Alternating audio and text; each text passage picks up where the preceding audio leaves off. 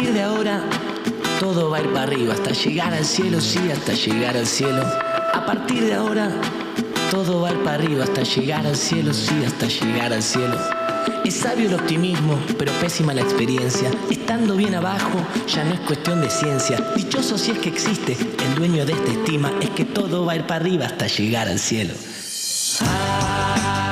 Encontré la luz en la ciudad de los peajes. ¿Qué tal? ¿Cómo están? Como desde hace 20 años aquí en Dame el Poder, hoy vamos a hablar de economía y de política, como hacemos generalmente, con Agustín Monteverde, economista, Jorge Osona, miembro del Club Político Argentino e historiador, muy prestigiosos ambos. Solamente les quiero hacer un breve comentario. Adhiero a la declaración del Club Político Argentino, que es una entidad de prestigiosas personas, entre ellas está Jorge Osona, titular Graciela Fernández Mejide, una dirigente muy famosa en su momento, ya los de nuestra edad la hemos conocido en distintos cargos, que no toleran más corrupción, ni silencio, ni complicidad del partido que sea. O sea, empecemos por ahí. Esto de que todos lo hacen, de que todos los códigos, porque lo que venimos viviendo en estos últimos días finalmente tiene que ver con eso. Todo lo que esa seguidilla de la muerte de Cecilia en Chaco de la mano, involucrados estos punteros, diríamos, ricos de la provincia, con fondos que uno no sabe dónde vienen, pero seguramente vienen de la gente.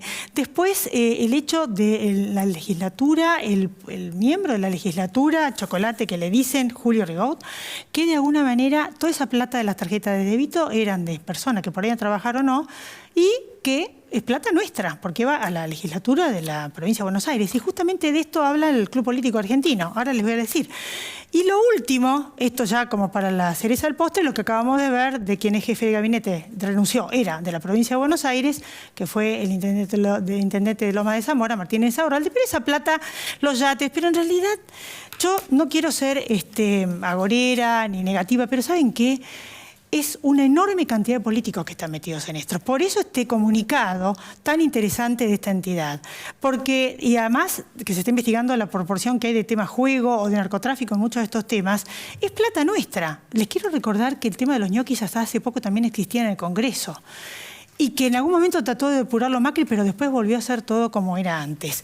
La declaración de la entidad dice que este código de que todos lo hacen no sirve, que ponen ñoquis, militantes, familiares, plagan el Poder Ejecutivo, Legislativo, el Poder Judicial, con prebendas a sindicalistas, a líderes sociales, contratan empresas amigas, todo se justifica porque la política lo necesita. En definitiva dice todo esto y termina diciendo, el robo es robo. Y pide que sea la vara más alta a los que justamente dicen que luchan contra la corrupción, que en este caso sería la oposición. Yo lo que les quiero decir es que si no hacemos un borrón y cuenta nuevo y no votamos gente honesta, vamos a terminar como Venezuela, como un narcoestado. Y es tan obvio todo lo que les estamos diciendo, que uno a veces tiene que decir lo obvio en este país. Pero esto así no camina, porque vamos a terminar, como dice Milei, como una gran Villa Miseria, y no quiere decir que yo lo vaya a votar a él. Ficha limpia, de alguna manera que sea retroactiva la extinción de dominio, sanear a los ñoquis y a todos los que se llevan la guita en el Poder Legislativo, que queden los buenos jueces y de alguna manera que se condene la corrupción. Y les recuerdo que si estamos en estas situaciones porque la mitad de la población, y de alguna manera todos somos responsables, sabía que había mucha gente que estaba procesada, que no tenía la ficha limpia y accedió al poder. Y estamos viendo las consecuencias de todo eso. Así que me parece que todos somos responsables, los países tienen los gobiernos que se merecen y los que se le parecen, y que de alguna manera la corrupción es mucho más importante de lo que las encuestas dicen, porque si no, vamos a hacer todo el sector privado pobre y todos miserables, y los políticos, sindicalistas y punteros ricos. Así, como estos países de África y Venezuela, narcoestado. Después de la pausa, los invitados.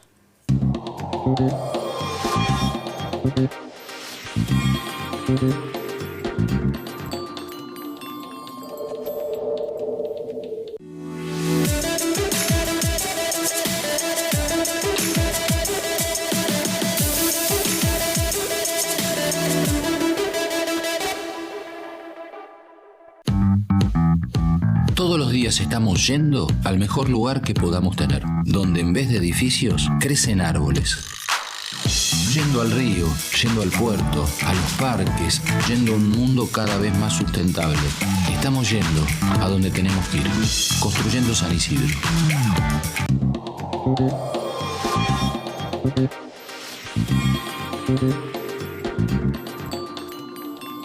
Y justamente por eso nadie habla, y son muy pocos los políticos que dicen que hay que investigar esto. Fíjense quién habla, y esas son las personas que tenemos que seguir, porque justamente de eso vamos a hablar con los invitados. Gracias por venir, Agustín. ¿Cómo estás, Elizabeth? Bueno, ¿qué opinas de estos últimos hechos y que el silencio sospechoso de la mayoría de los políticos?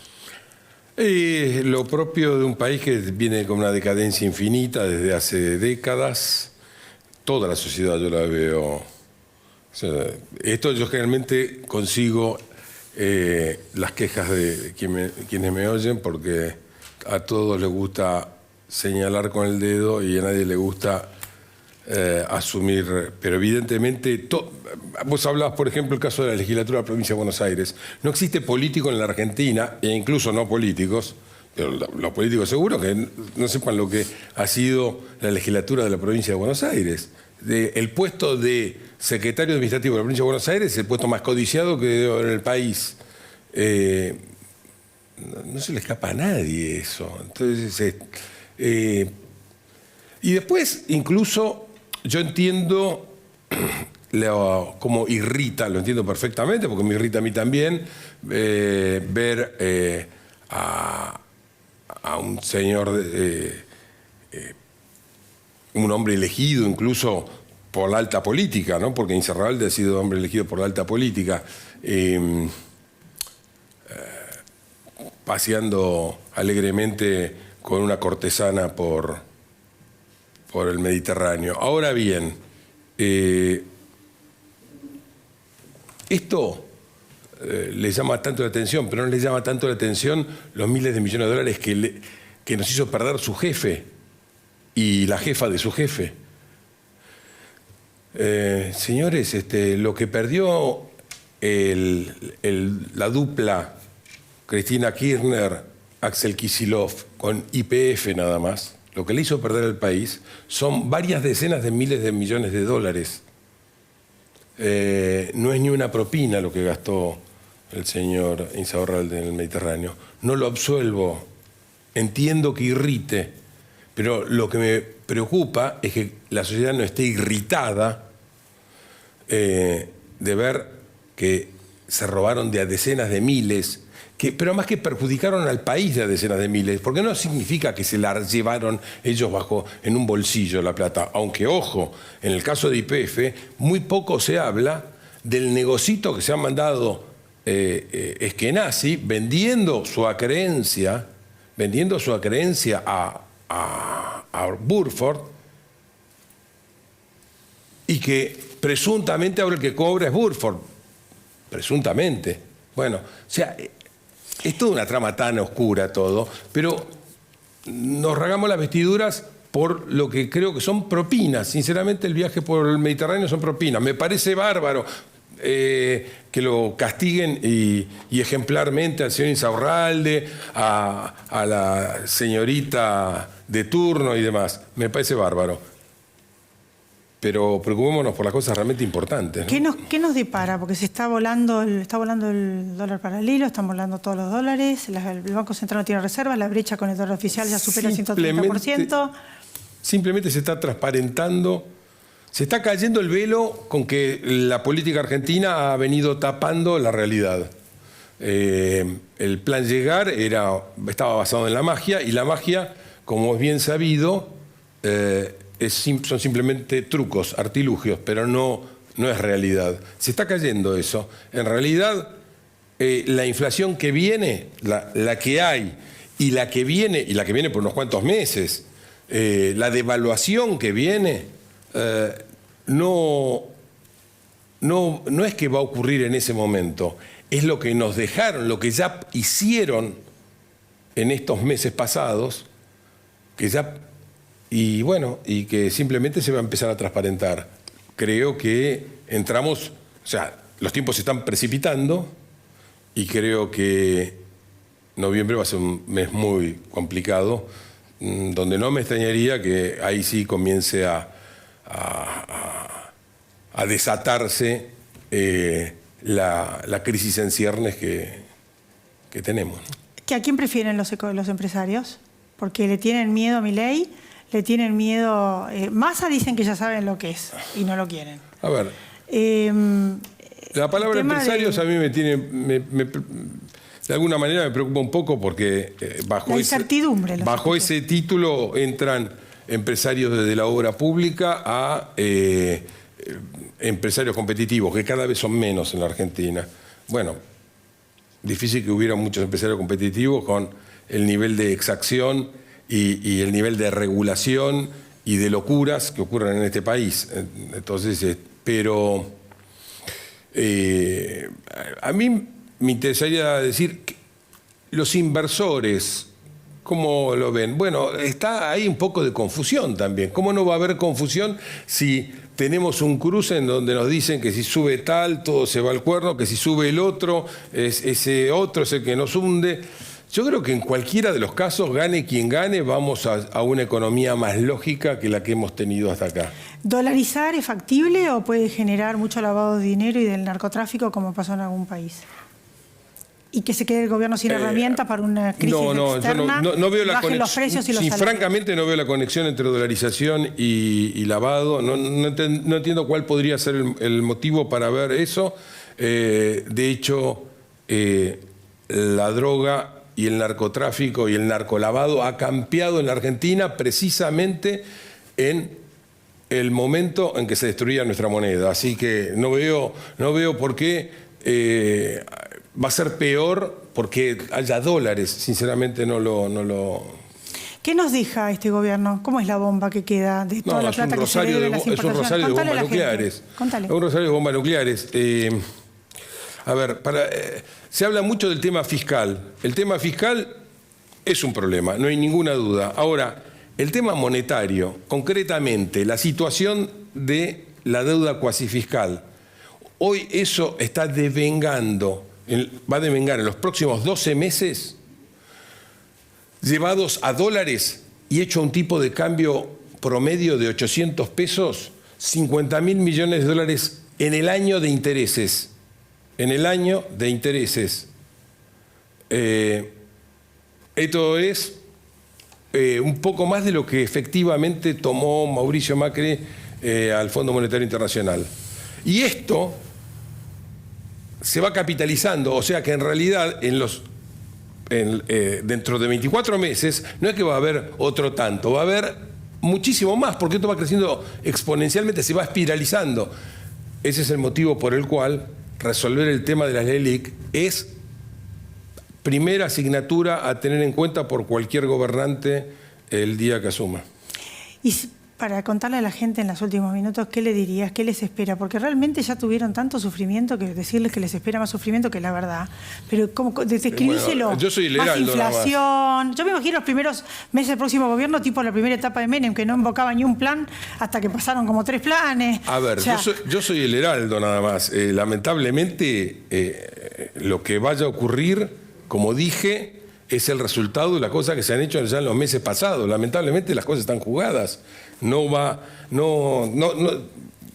Mis colegas les encanta, y disculpen que le pase, pero a muchos de mis colegas les encanta dar el toque de esperanza porque de esa manera lo llaman a uno más de los canales de televisión o se consigue, no sé, gente que simpatice con uno. Yo les tengo que decir lo que yo realmente veo. Lo que realmente veo es que vamos a pasar tiempos complicados. La buena noticia es que detrás de las crisis son las que permiten reconstruir las cosas. Y detrás de la crisis, con buenas políticas, y creo que cualquiera sea el que gane, va a aplicar políticas más ligadas al mercado. La Argentina podrá empezar a reconstruirse. Esto es estamos llegando al pozo de décadas de ir por el lado equivocado. Nosotros hemos tomado el camino del colectivismo, del distribucionismo y demás hace muchas décadas, mucho más que lo que llevamos de democracia. Bueno, me quedó claro, bastante sintético todo y fácil de entender. Ya sabemos hacia dónde vamos. Te agradezco mucho y te vuelvo a invitar. Después de las elecciones. Si te animás después de todo lo que dije. Me encanta, por eso te invito, porque sos sincero y decís la verdad. Gracias. Un gusto. Después de la pausa, Jorge Osona.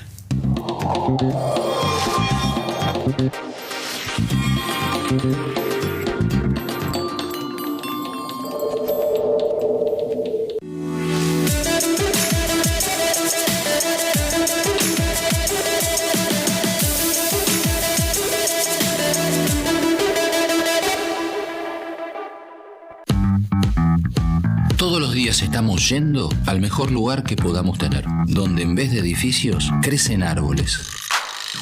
Yendo al río, yendo al puerto, a los parques, yendo a un mundo cada vez más sustentable. Estamos yendo a donde tenemos que ir, construyendo San Isidro.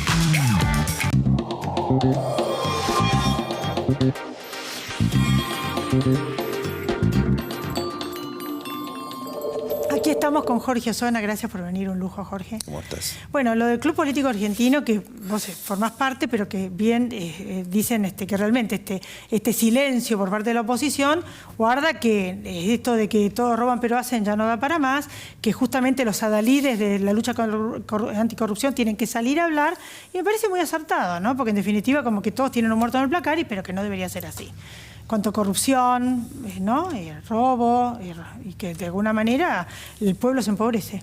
Estamos hablando de una corrupción específica, que es la de la legislatura de la provincia de Buenos Aires, ¿no? Con chocolate y todas estas historias.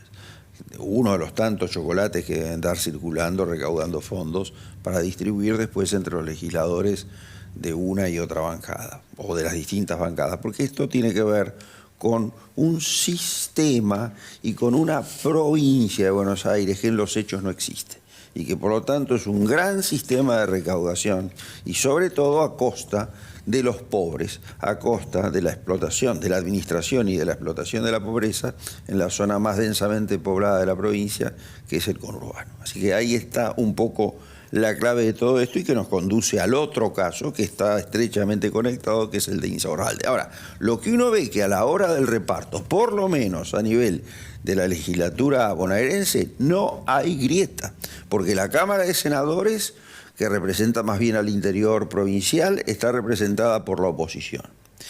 Y la Cámara de Diputados por el oficialismo, presidida por el señor Termín, que es el sucesor del señor Insaurralde al frente de la Municipalidad de Loma de Zamora. Bueno, ahí hay desde hace muchísimo tiempo un arreglo, hay toda una serie de negociaciones oscuras donde hay un reparto por la que todos estos legisladores que representan a sus distintas secciones electorales son multimillonarios simplemente por sentarse en sus bancas.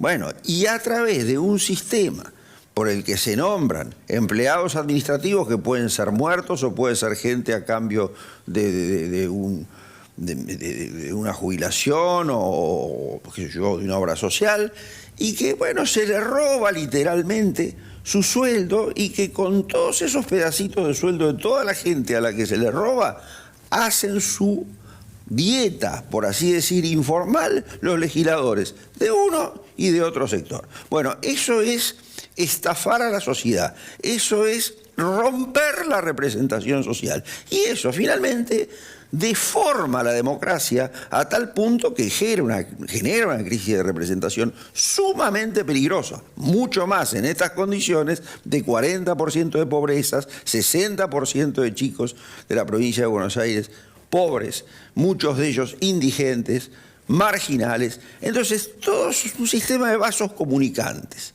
que a su vez se agrava por el hecho de que la provincia de Buenos Aires está subrepresentada a nivel nacional. Esa subrepresentación es aún mayor en el Gran Buenos Aires, y eso conduce a los intendentes a proveerse de una serie de cajas negras donde está el juego, está el narcotráfico, están los talleres clandestinos, cuyo epicentro justamente se ubica en Loma de Zamora, La Salada, están la de la obra pública, están las construcciones, ¿no?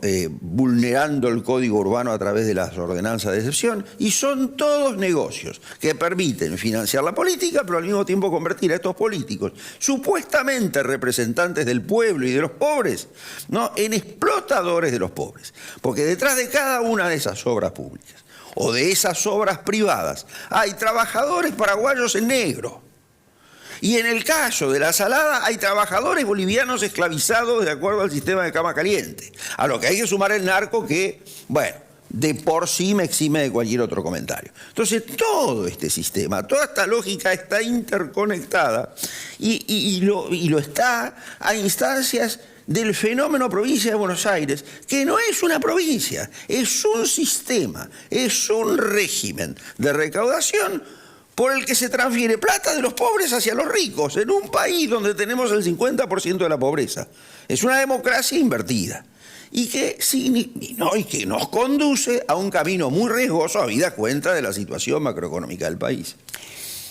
¿Vos crees que, bueno, ahí estás hablando del caso de Martín Insaurralde, que se está investigando y tiene varias causas, y hay un montón de intendentes que tienen mucha plata, sí, claro, y hay que investigar. Muchos políticos compran campos a través de terceros, eso lo sé porque hablo con gente en los pueblos, no voy a dar nombres, en los pueblos se sabe todo. O sea, buscar llegar al poder para hacerse ricos. Sí. La política pasó a ser un lugar para llegar a hacerse ricos de gente que eran unos pelagatos, y yo conocí unos cuantos. Liz, calcula que vos, como diputada provincial, podés cobrar 1,5 millones de pesos por mes.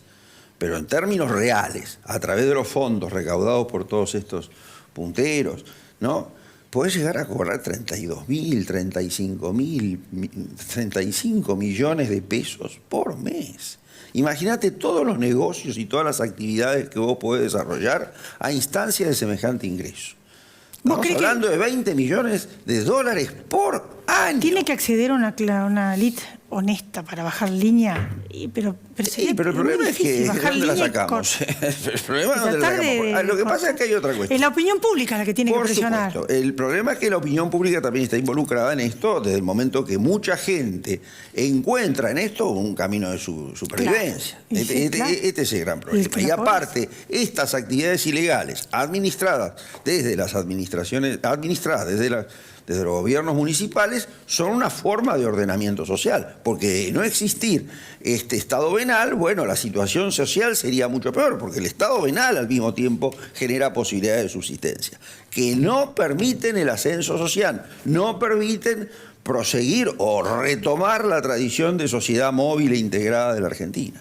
Pero evidentemente, bueno, es un sistema, es un orden de cosas, es un statu quo.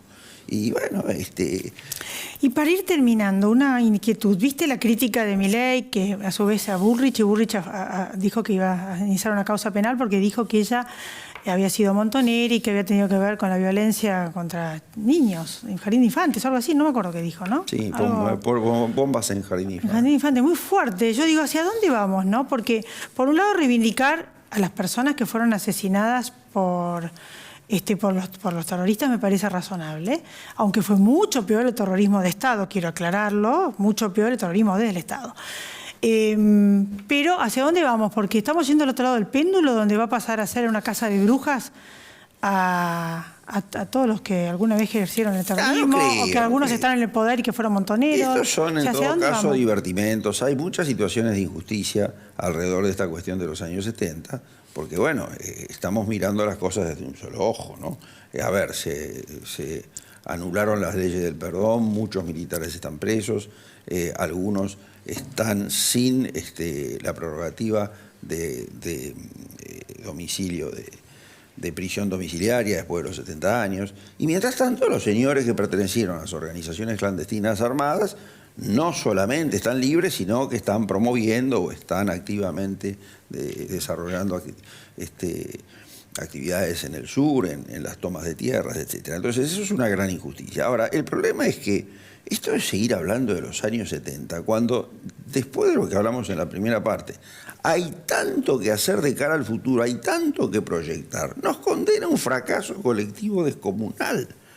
Es como si en España se siguiese hablando de la guerra civil o si en Europa se siguiese hablando de la Segunda Guerra Mundial. Las sociedades que crecen, y el crecimiento no es solo económico, el crecimiento social y es cultural, tienen que pensar en el futuro, sobre todo en este futuro, donde tenemos un 60% de chicos pobres.